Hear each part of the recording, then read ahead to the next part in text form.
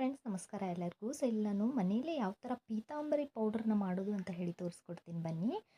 ಇಲ್ಲಿ ನಾನು 1 ಬಟ್ಲದಷ್ಟು ಗೋಧಿ ಹಿಟ್ಟನ್ನು ಹಾಕಿದ್ದೀನಿ ಆ್ಯಂಡ್ ಒಂದು 5 ಸ್ಪೂನಷ್ಟು ನಾನು ಉಪ್ಪನ್ನು ಹಾಕಿದ್ದೀನಿ. ಆಮೇಲೆ ಇಲ್ಲಿ ಕ್ಯಾಶ್ ಸಿಟ್ರಿಕ್ ಆ್ಯಸಿಡ್ ಅಂತ ಸಿಗುತ್ತೆ ಫ್ರೆಂಡ್ಸ್. ಸೊ ಅದನ್ನು ನಾನು 1 ಪ್ಯಾಕೆಟ್ ಅಷ್ಟು ಹಾಕಿದ್ದೀನಿ. 30 ರುಪೀಸ್ ಏನೋ ಹೌದದು. ಸಿಟ್ರಿಕ್ ಆ್ಯಸಿಡ್ ಅಂತ ಸಿಗುತ್ತೆ, ಸೊ ಅದನ್ನು ಹಾಕಿದ್ದೀನಿ. And Surf Excel, so detergent powder ಯಾವುದಾದ್ರೂ ಆಗಲಿ, ಅದನ್ನು ಒಂದು 3 ಸ್ಪೂನಷ್ಟು ಹಾಕಿ ಫ್ರೆಂಡ್ಸ್. ಹಾಕಿ ಅದಾದಮೇಲೆ ಫುಡ್ ಕಲರ್ ಹಾಕಿ, ಓಕೆನಾ. ನಮ್ಮದು ಪಿಂಕಿಶ್ ಕಲರ್ ಇರುತ್ತಲ್ವ ಪೀತಾಂಬರಿ, ಅದಾದಮೇಲೆ ಒಂದು ಸ್ವಲ್ಪ